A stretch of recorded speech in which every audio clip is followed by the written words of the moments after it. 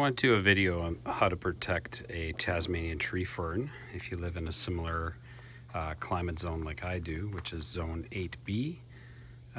Occasionally we dip below 0 Celsius, and when there's a polar vortex happening, we can even drop down to as low as minus 12 Celsius for a brief period.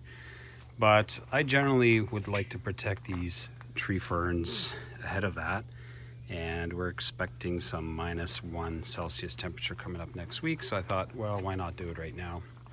Now I could leave it the way it is for as long as I can, just simply by covering it with a blanket and a tarp, and if it stays, you know, minus 3 Celsius or warmer, probably be okay. Might get a bit of burnt fronds, but the actual growing zone, which is the very top of the tree fern, and the roots will stay alive.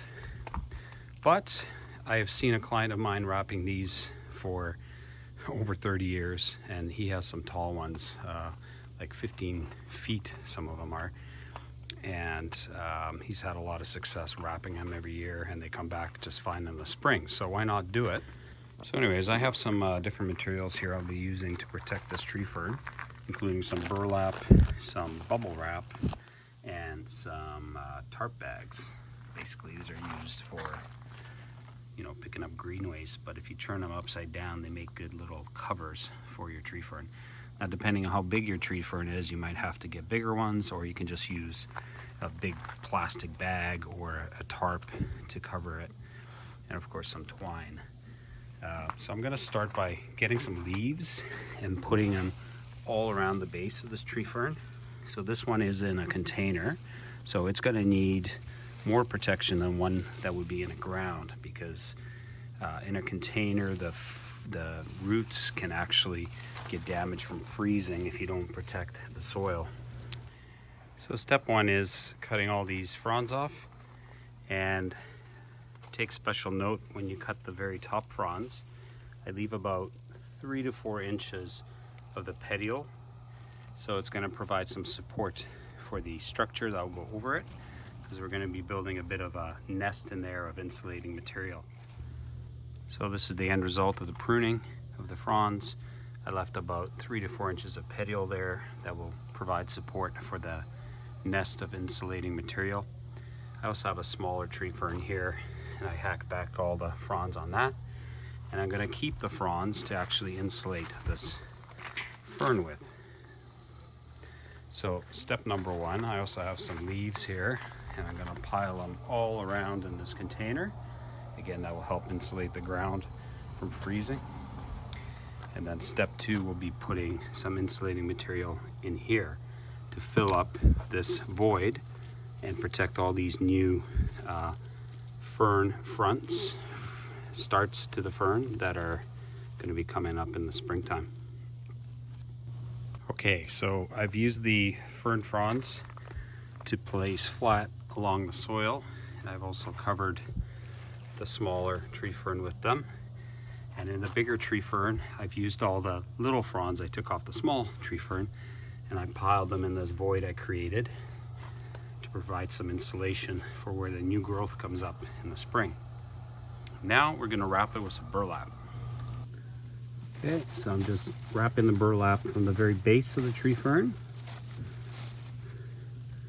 all the way up, and then around several times. Just make sure you're getting right down to the very base of it. Wrap it tightly so it doesn't unwind.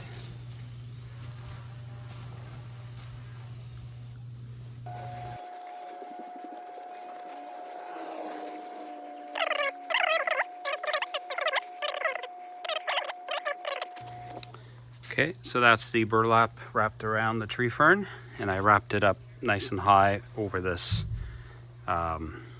top area that I put the leaves in to protect the growing point. So now I'm going to wrap this up with the bubble wrap. Now we're going to wrap it with the bubble wrap,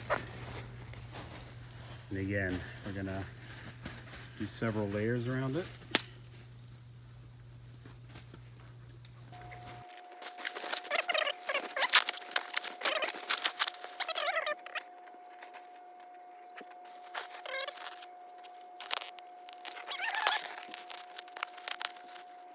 So there it is now with the burlap and the bubble wrap. And now we're gonna put some bubble wrap on this top portion here to protect it, because this is arguably the most sensitive area for the tree fern. And then on top of that, we're gonna put the tarp bag. Okay, so this thing's well bubble wrapped now, including the sides all the way to the base and the top. So now I'm gonna use one of these bags and put it over the tree fern and just tie it up with some burlap to make it nice and tight. Okay, so that's the final result.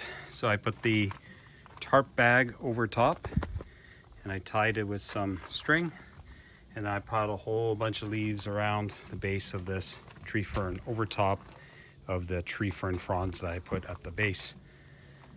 So the whole premise of this is it's insulated but can breathe because of the burlap, but it also has a water resistant barrier so that if it rains before it freezes, it doesn't get full of water in there and damage the tree fern.